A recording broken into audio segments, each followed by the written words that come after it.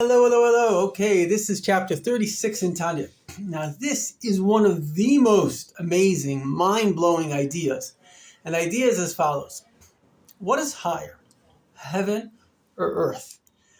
Places where godliness is revealed, intelligence is like, I can't say infinite, but almost infinite. Or earth, where, we're struggling, we're like a little ant crawling, saying, what's this, what's that? The answer is heaven is not closer to truth than earth is.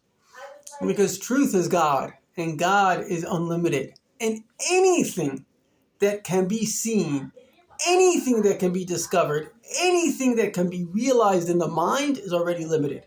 If you can categorize it, because that's what the mind does, it can take an image of something. If you can understand it, it's not God.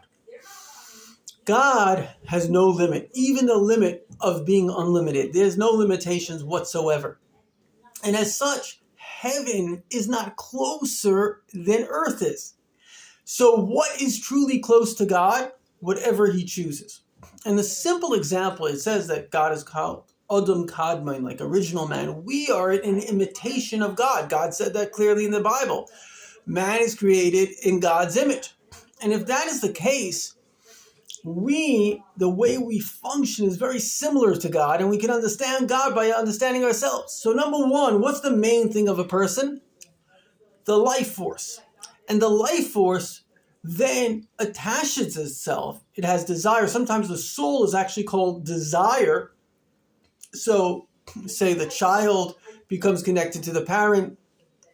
A parent becomes connected to the child.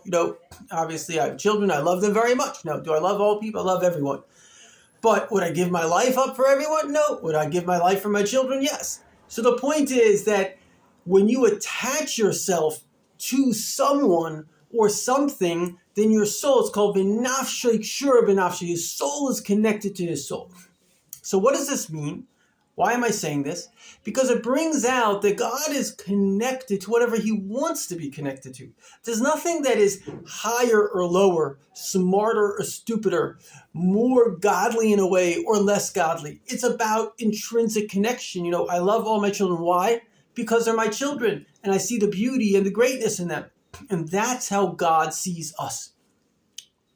And this is one of the main points of Jewish mysticism. It's a unique point, an amazing point, and that is that life is not about getting to heaven. Heaven is about creating life. Heaven is just a way station of energy where souls are first created in order for them to come into the body. You, as you are right now, are the entire purpose of every star, of every angel, of everything, just you. And you say, me? You gotta be kidding. The answer is yeah, because you are the child of God. You are the one that God loves unconditionally. And that love is unconditional. There was a surgeon, and this is very, very interesting. You can look this up. He had a near-death experience. And because he's a surgeon, he was a brain surgeon actually, he was able to see that his brain was literally dead. He was not able to think at that time. And yet he experienced himself go. Long story short, one of the key messages that he got was you can do no wrong. When there is real love, children that are truly loved. I know somebody, she was a little bit rambunctious in school, and the parents always blamed the school. In other words, a loving parent doesn't want to hear something wrong about their child.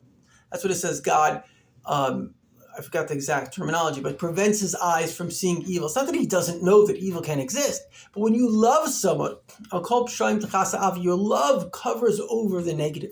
God is not looking, and some religions, monotheistic religions, make this concept of, he's looking to punish you. Oh, you're good, you get heaven. You're bad, you get to hell forever. Forever? In Judaism, hell can only go on for like 11 months, then you get to heaven. In other words, God is not here to hurt us. He's here to help us. And he gives us freedom of choice because it's not a help if you coerce someone into something. So all of life, all of heaven, everything is to create a dynamic in which you can actually have free choice.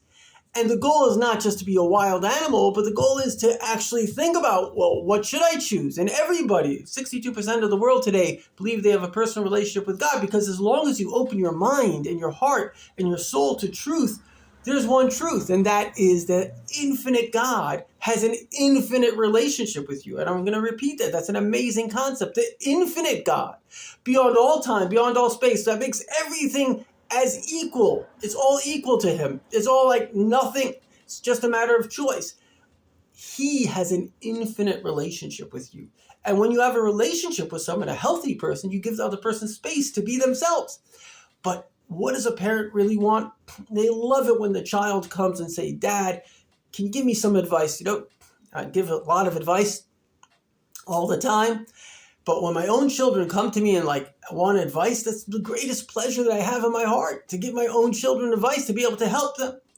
And of course, I'm not coercing them. I don't force them to do anything. But if I could use my wisdom, my experience, my life experience, which is obviously more than them, to help them make good choices, greatest of pleasure. That is my joy. And it's the same exact thing. God is just longing. He's waiting for you to say, God, my Father, my Creator, help me out.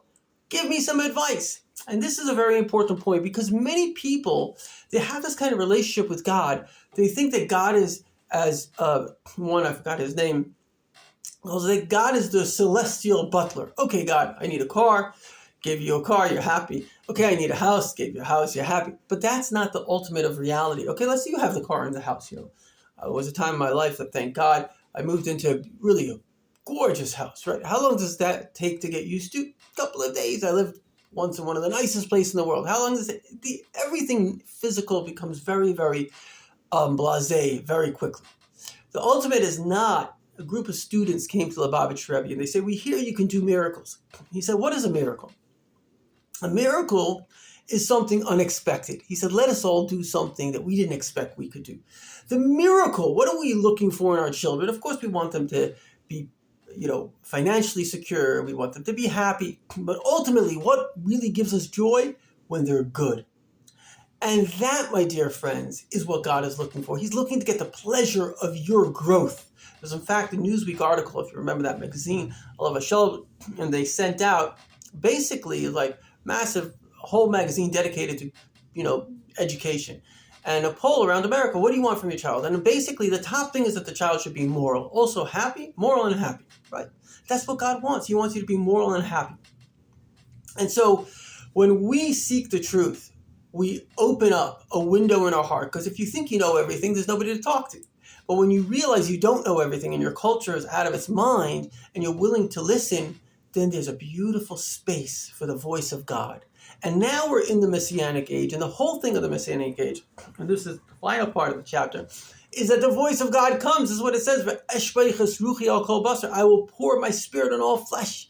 All the thousands of years of the Jewish people doing the mitzvahs, which means connection, they were connecting the infinite to the finite. And now the bank account was open. Infinity was released into the atmosphere. Everything that's happening in the physical world is really a reflection of what's happening in the spiritual world. So the physical world, now we have basically infinite information. You've got the internet. Some of you would be too young to remember, but we revered, the professor that knew something. You go to the library and some people are geniuses. They can remember lots of books, but now every child has all the information of the world in their fingertips. And the ability for it to be transferred with AI better and better is going to be there. So you can imagine a time where you'll really get good information, anything you want at any moment, maybe even make you a video in 1 second, visually. So what does this teach us, my dear friends? It teaches us something extraordinary. It teaches us that the relationship that you have with God is one where when you don't see him, that was the point, so you could grow. You're not further from him on earth. You're closer to him.